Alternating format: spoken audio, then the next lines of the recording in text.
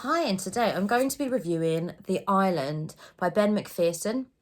Just as a side note, if you're not from the UK, then this book goes under a different title name. It's called Love in Other Lies. Don't ask me why it goes under another title. Seems silly to me, but what do I know? Anyway, this is a psychological thriller. It's got loads of twists, it's got loads of turns, and you really mistrust the characters. And when you believe them, when you start to trust them, they always do something that makes you then distrust them all over again. Now, this book is based on real life. There were bombings that happened in Oslo in 2011, and then there was a mass shooting. So this was the inspiration for the book from McPherson. But the plot line is slightly different than the real life incident. In the book, there's a bombing in Oslo, and then these two coppers, or these two people that are dressed as coppers, turn up on an island and shoot loads of people under the age of 18. And they then get captured. And it follows a family whose daughter never comes back, dead or alive. And they spend a year trying to find her, to find out any indication of whether she is dead or not. Now, McPherson, he actually got very much inspired by the Norwegian people when these bombings happened, because they turned to him and said, we will learn from this. And he found it so inspiring, he decided to pack up his bags, leave the UK and go and move to Norway. And he actually covered in real life, he actually covered the trials of these shooters as a journalist. So what I absolutely loved about the book was the cultural contrast. So one of the main characters, the family that are looking for their daughter, the dad is Scottish and the mum is Norwegian. And McPherson is Scottish. So what I think that he tends to do is, in this book, he projects a lot of his feelings and he incorporates it in the book and in the characters. Like, for example, the dad, who is Scottish, can find it quite difficult being in Norway. It's quite apparent because of the difference in cultures. People just assuming, for example, he's English, and after a while he just gives up telling them they're Scottish. He's like, oh, whatever. And also it shows how much of an outsider that he feels continuously.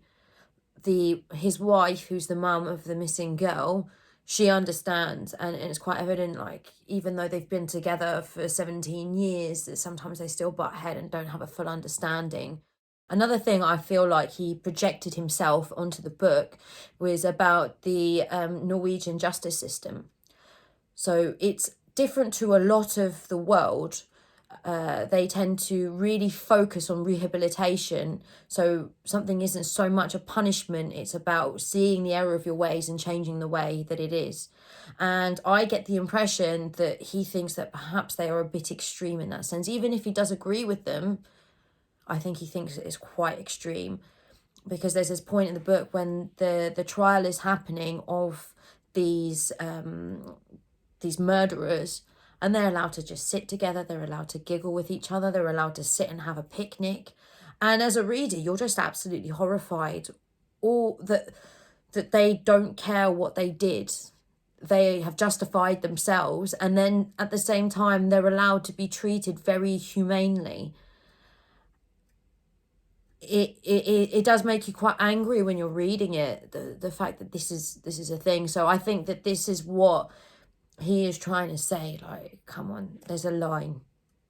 He really touches on topics that are difficult topics to touch upon, and he goes into quite a lot of depth actually with a lot of them. So for example, grooming, with extremism, with cults. He goes into radicalization and racism as well.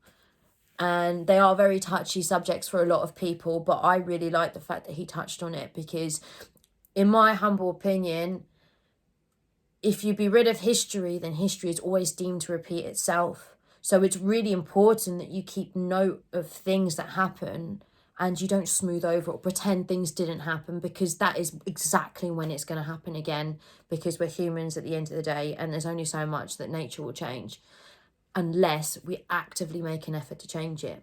What I didn't like was the ending.